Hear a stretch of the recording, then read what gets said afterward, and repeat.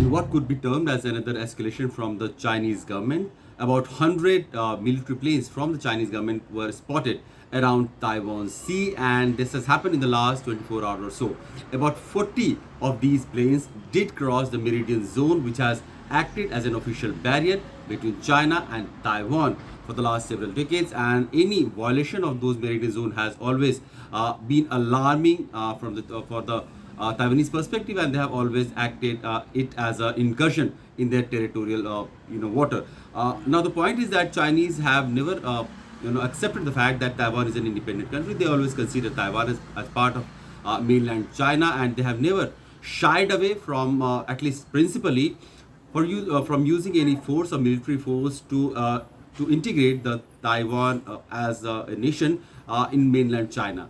The this wave of escalation that we have seen in the recent months have actually sparked ever since the Nancy Pelosi's famous visit of August 2022 in Taiwan, and since then there has been regular incursion by the Chinese military, sometimes naval assets also into the water that is closer to the Taiwanese island. Now, why China is trying to do that? There could be two reasons. First, of course, they are trying to literally test the water as to how will it be if there will be any military force or any attempt to integrate Taiwan to the mainland China by military force from the Chinese side. At the same time, they are also trying to test the patience and the kind of international reaction it will invite in case they use the force. Most of the time, we see that a Chinese incursion over Taiwan or any Chinese military plane flying near Taiwanese islands have always invited criticism from Western countries and USA as well, who have always stood by the Taiwanese cause, and they have also been supplying a lot of arms, ammunition, and training to the Taiwanese forces and military personnel in the past several years.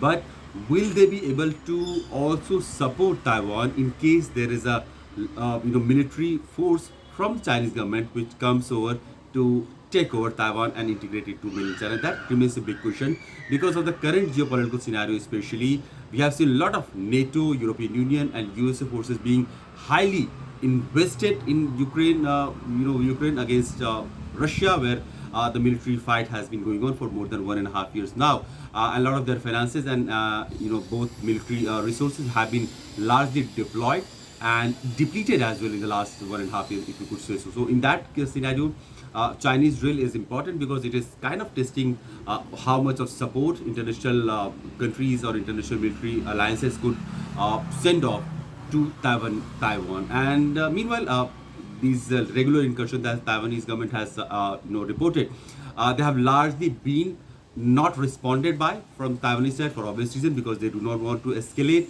and they do not want to be engaged in a direct confrontation with any Chinese naval assets or Chinese air assets. Meanwhile, China has continuously tried to breach that median zone, which has acted as an official barrier between China and Taiwan. They have tried to gauge their supremacy, the military supremacy. Taiwanese side have also tried to create some kind of air defense capability in case of any Chinese aggression on the island, and how they will respond. But largely, Chinese military remains a very dominant part in that region, and to say that Taiwan will be able to fend off itself in case of any Chinese military might comes near to it to integrate with the mainland China, that is bit too much. Because but yeah, of course there could be some possibility that Chinese military will be able to stop from being totally in control of Taiwanese island for some days probably. And those days could be something that they would try to bargain and seek help from the international community. This is what Taiwanese strategy has largely been around.